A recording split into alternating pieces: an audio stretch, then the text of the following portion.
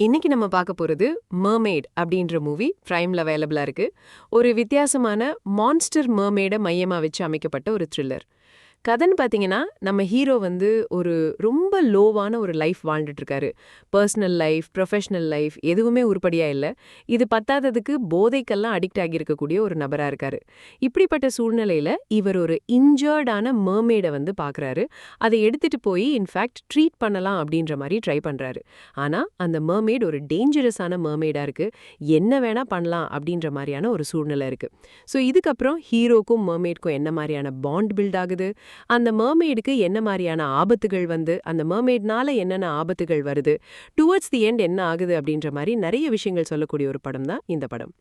இது மாதிரி வித்தியாசமான சீ கிரீச்சரை மையமா வச்சு அமைக்கப்பட்ட மான்ஸ்டர் த்ரில்லர்னா எனக்கு சட்டுன்னு ஞாபகத்துக்கு வரக்கூடிய படம் shape of water.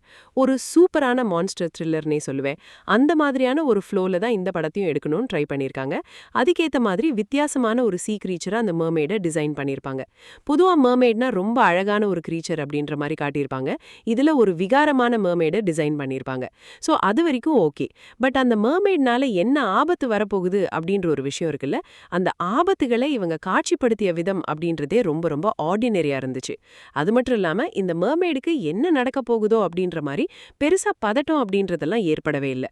And climax அப்படின்றதெல்லாம் ரொம்ப ரொம்ப ப்ரெடிக்டபிளா இருந்துச்சு அப்படின்னே சொல்லலாம். அதே மாதிரி ஹீரோக்கும் அந்த மர்மெய்டுக்கும் இடையே இருக்கக்கூடிய அந்த பாண்டிங் சீக்வன்ஸ் கூட ரொம்ப ப்ராப்பரான ஒரு கனெக்ட்ல இல்லைன்னே சொல்லுவேன். ஓவரால் ஒரு வித்தியாசமான மான்ஸ்டர் த்ரில்லர் கொடுக்கணும்னு யோசிச்சிருக்காங்க. பட் இம்ப்ளிமெண்ட் பண்ண விதம் அந்த அளவுக்கு சிறப்பா இல்ல. என்னோட ரேட்டிங் இந்த படத்துக்கு 2.3/5. டைம் இருந்தா பாருங்க, இல்லனா ஸ்கிப் பண்ணிடுங்க. அடல்ட் கண்டென்ட்டை பொறுத்த வரைக்கும் கோரியான காட்சிகள் இருக்கும் அண்ட் மைல்டான சீன்ஸ் ஸ்டார்டிங்ல வரும். மத்தபடி பெருசாலாம் இல்ல. இந்த மூவி ரிவ்யூ பிடிச்சிருந்தா ஒரு லைக் பண்ணுங்க. உங்க கருத்துக்களை கீழே கமெண்ட் பண்ணுங்க.